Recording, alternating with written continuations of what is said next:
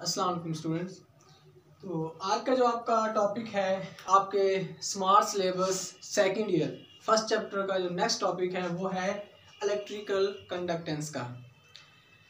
पिछले टॉपिक्स में आपने एक टॉपिक पढ़ा था metallic and non metallic character. तो उसमें जो आपने मेटालिक करैक्टर पढ़ा था उसका कॉन्सेप्ट और इलेक्ट्रिकल कंडक्टेंस का कॉन्सेप्ट ऑलमोस्ट सेम है, ठीक है।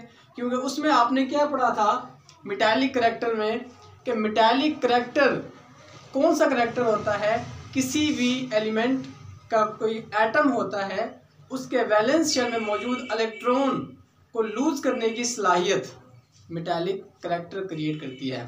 आपने ये पढ़ा था।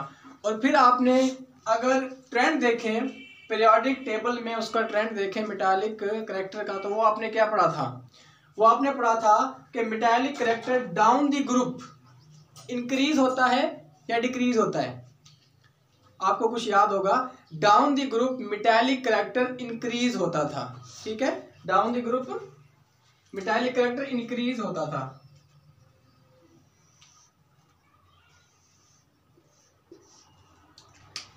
क्योंकि जब हम ग्रुप्स में बात करते हैं मेटालिक करैक्टर की, तो डाउन द ग्रुप जब आएंगे सबसे ऊपर है हाइड्रोजन। इसका साइज छोटा होता है, इसका जो वैलेंस इलेक्ट्रॉन होता है वो न्यूक्लियस के करीब होता है। न्यूक्लियस की ग्रिप वैलेंस इलेक्ट्रॉन पर ज़्यादा होती है, जिसकी वजह से ये क्या होता है, लेस इफेक्टिव मेटल होता है या मेटालिक करैक्टर इसका कम होता है। लेकिन जब आप डाउन द ग्रुप आएंगे एटम्स का साइज इंक्रीज करता जाएगा, और जैसे जैसे एटम्स का साइज इंक्रीज करता जाएगा वैलेंस इलेक्ट्रॉन न्यूक्लियस से दूर होता चला जाएगा। और वैलेंस इलेक्ट्रॉन न्यूक्लियस से जितना ज़्यादा दूर होगा वो वैलेंस इलेक्ट्रॉन निकालना उतना ही आसान होगा, और जितना आसान ये होगा कि हम वैलेंस इलेक्ट्रॉन को निकाल सकें इतना ही ज़्यादा उस मेटल का या एलिमेंट का मेटालिक करैक्टर ज़्यादा होगा, ठीक है। तो ये बात आपको समझ आ गई कि down the group metallic character increase होता था। तो इलेक्ट्रिकल कंडक्टेंस भी कुछ ऐसा ही बिहेवियर शो करती है, वो भी डाउन द ग्रुप क्या होती है, इंक्रीज होती है। क्योंकि जब हम ग्रुप्स में देखते हैं तो जिस तरह से अगर मैं इसकी बात करता हूँ, फर्स्ट ग्रुप की ही बात कर लेता हूँ, फर्स्ट ए ग्रुप की बात करता हूँ, तो हाइड्रोजन, लिथियम, सोडियम, इनकी इलेक्ट्रिकल कंडक्टेंस अच्छी होती है। लेकिन जब आप डाउन द ग्रुप आते हो इनकी कम होती है। लेकिन डाउन द ग्रुप जब आते हो तो इलेक्ट्रिकल कंडक्टेंस इसकी क्या होती है, ज़्यादा होती है, ठीक है। हाइड्रोजन, लिथियम और सोडियम की कम होती है। और डाउन द ग्रुप जब आओगे पोटाशियम, रुबिडियम और सीजियम के पास, तो इनकी इलेक्ट्रिकल कंडक्टेंस ज़्यादा होती है, ठीक है। इसी तरह अगर मैं बात करता हूँ ग्रुप नंबर 6A की बात कर लेता हूँ, पहले 6A की बात करता हूँ, तो इसमें क्या होगा, ऑक्सीजन की कम होगी, ठीक है। फिर डाउन द ग्रुप इंक्रीज होगी। इसी तरह ग्रुप 7A की बात करता हूँ, तो उसमें सबसे कम किसकी होगी, फ्लोरीन की सबसे कम होगी, और सबसे ज़्यादा किसकी होगी, आयोडीन, और आयोडीन से भी आगे जो एस्टाटीन आता है उसकी ज़्यादा होगी इलेक्ट्रिकल कंडक्टेंस।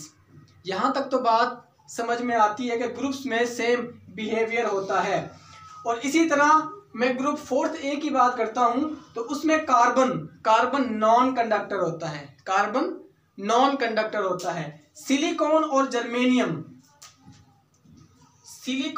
जर्मेनियम ये दो ऐसे एलिमेंट्स हैं जो कि इनका जो बिहेवियर होता है वो कंडक्टर्स और नॉन कंडक्टर्स के दरमियान में होता है, यानी कि इनको हम सेमी कंडक्टर्स बोल सकते हैं, या दूसरे वर्ड्स में इनको मेटालाइट्स भी बोल सकते हैं। सेमी कंडक्टर्स भी बोल सकते हैं और मेटालाइट्स भी बोल सकते हैं। क्योंकि आपने सिलिकॉन के बारे में फिजिक्स में भी पढ़ा होगा, सिलिकॉन चिप्स तैयार की जाती हैं जो कि क्या होती हैं, सेमी कंडक्टर्स का बिहेव करती हैं, सेमी कंडक्टर्स की तरह बिहेव करती हैं।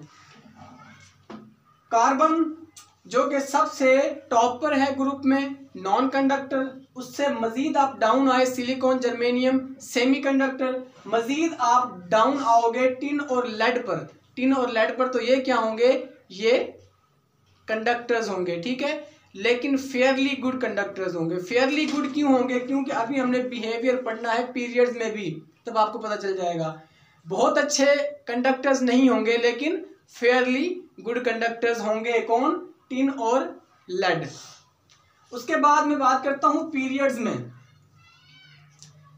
पीरियड्स में अगर मैं बात करूँ तो आपने मेटालिक करैक्टर में भी क्या बिहेवियर पढ़ा था, क्या ट्रेंड पढ़ा था कि जब हम मूव करते हैं फ्रॉम लेफ्ट टू राइट तो मेटालिक करैक्टर क्या होता था, इंक्रीज होता था या डिक्रीज होता था? डिक्रीज होता था, क्योंकि जब आप from left to right period में मूव करते हो तो एटॉमिक साइज डिक्रीज करता है, न्यूक्लियर चार्ज इंक्रीज करता है, एटॉमिक साइज डिक्रीज करता है।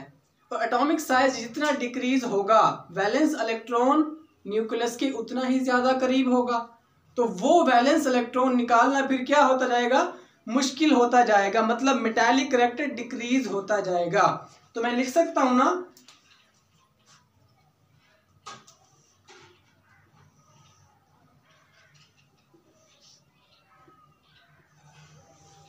कि पीरियड्स में from left to right metallic character decrease हो रहा है। और तो फिर आप क्या कहोगे, मैंने तो स्टार्ट में ये बताया था कि इलेक्ट्रिकल कंडक्टेंस का कॉन्सेप्ट मेटालिक करैक्टर के सेम है।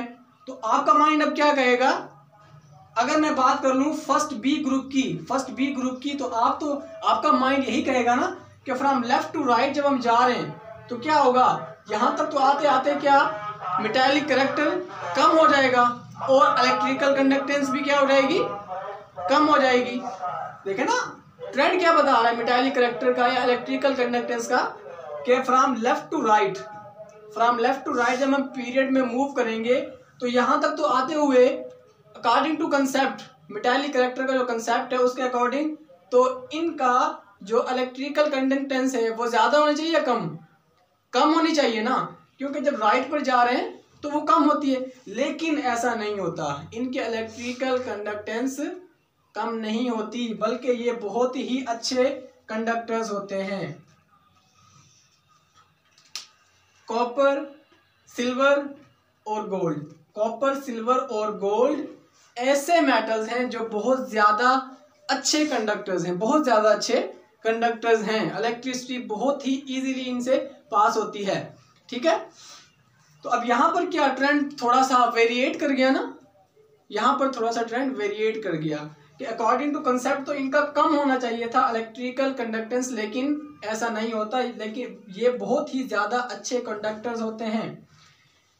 लेकिन सिर्फ ये ट्रांजिशन मेटल्स के लिए होता है, सिर्फ ट्रांजिशन मेटल्स के लिए ये ट्रेंड थोड़ा सा चेंज होता है, इलेक्ट्रिकल कंडक्टेंस के लिए बाकी सेम टू सेम होता है। यानी कि जो लेफ्ट साइड पर एस ब्लॉक एलिमेंट्स हैं इनकी इलेक्ट्रिकल कंडक्टेंस बहुत ही अच्छी होती है, यानी कि ये बहुत ही अच्छे कंडक्टर्स होते हैं। लेकिन जब आप राइट साइड पर जाते हो पीरियड्स में group 6th A 7th A के एलिमेंट्स को आप देखते हो तो इसमें सारे एलिमेंट्स क्या होते हैं, ये तकरीबन नॉन कंडक्टर्स हैं, ये सारे नॉन कंडक्टर्स हैं। ठीक हो गया। अब सिर्फ ट्रेंड कहाँ पर चेंज हो रहा है, आपने अपने माइंड में रखना है, सिर्फ ट्रेंड चेंज हो रहा है ट्रांजिशन मेटल्स में सिर्फ थोड़ा सा वेरिएशन आ गई है। अब यहाँ पर एक चीज है, मैंने आपको ग्रुप्स में बताया था, ट्रेंड तकरीबन आपका कंप्लीट हो गया, डाउन दी ग्रुप भी मैंने आपको बता दिया, अक्रॉस दी पीरियड्स भी मैंने आपको बता दिया। यहाँ पर एक कॉन्सेप्ट है कार्बन का मैंने क्या बताया था कि ये नॉन कंडक्टर है। ठीक है, अपर साइड पर मौजूद है, इसकी कंडक्टेंस बहुत ही कम होती है या ना होने के बराबर होती है। और दूसरे लफ्जों में मैंने क्या कहा था, ये है ही नॉन कंडक्टर, लेकिन ये नॉन कंडक्टर नहीं होता, ये कुछ ना कुछ हद तक कंडक्टर होता है, इलेक्ट्रिसिटी इससे भी पास हो सकती है। क्योंकि कार्बन जो होता है उसकी दो फॉर्म्स होती हैं, कार्बन दो फॉर्म्स में एग्जिस्ट करता है, पहली फॉर्म ग्रेफाइट, दूसरी फॉर्म डायमंड। अगर मैं ग्रेफाइट की बात करूं तो मैंने ग्रेफाइट का स्ट्रक्चर ड्रा कर रखा है। ग्रेफाइट के स्ट्रक्चर में क्या होता है, एक कार्बन वो 3 कोवलेंट बॉन्ड्स के जरिए, 3 सिग्मा बॉन्ड्स के जरिए दूसरे 3 कार्बन्स के साथ अटैच होता है। 3 सिग्मा बॉन्ड्स होते हैं, लेकिन चौथा जो बॉन्ड होता है कार्बन का वो पाई बॉन्ड होता है, और आपको पता है कि पाई बॉन्ड के जो इलेक्ट्रॉन्स होते हैं वो डीलोकेलाइज्ड होते हैं। डीलोकेलाइज्ड मतलब वो मूव कर सकते हैं, फ्रीली मूव कर सकते हैं। और आपने ये भी पता था कि मेटालिक करैक्टर या इलेक्ट्रिकल कंडक्टेंस जो होती है वो वैलेंस शेल में मौजूद इलेक्ट्रॉन्स की फ्री मूवमेंट की वजह से होती है। जब मैं कह रहा हूँ कि यहाँ पर 3 बॉन्ड्स तो क्या हैं, सिग्मा बॉन्ड्स है, लेकिन एक बॉन्ड क्या है यहाँ पर, कार्बन का पाई बॉन्ड है, मतलब उसका एक इलेक्ट्रॉन फ्रीली मूव कर सकता है, फ्रीली मूव कर सकता है। इसका क्या मतलब है कि ग्रेफाइट में से इलेक्ट्रिसिटी पास कर सकती है, लेकिन सिर्फ क्या parallel to the layers electricity pass कर सकती है। ये मैंने 2 लेयर्स बनाई है ना, एक लेयर दूसरी लेयर, मजीद आप नीचे भी लेयर्स बना सकते हो। तो पैरेलल टू दी लेयर्स तो इलेक्ट्रिसिटी पास कर सकती है, लेकिन perpendicular to the layers electricity pass नहीं कर सकती। ठीक है, ये तो कंसेप्ट हो गया ग्रेफाइट का कि parallel to the layers electricity pass कर सकती है। क्यों? क्योंकि इसमें एक बॉन्ड पाई बॉन्ड होता है, पाई बॉन्ड में जो इलेक्ट्रॉन होता है वो डीलोकलाइज्ड होता है, यानी कि फ्रीली मूव कर सकता है, और इलेक्ट्रिकल कंडक्टेंस भी इलेक्ट्रॉन की फ्री मूवमेंट की वजह से ही होती है। तो इस वजह से parallel to the layers electricity pass कर सकती है ग्रेफाइट में से, लेकिन perpendicular to the layers electricity pass नहीं करती। अगर मैं बात करता हूँ डायमंड की, तो डायमंड का जो एक कार्बन होता है वो बाकी 4 कार्बन एटम्स के साथ सिग्मा बॉन्ड के साथ अटैच होता है, सिग्मा बॉन्ड्स के साथ जुड़ा होता है।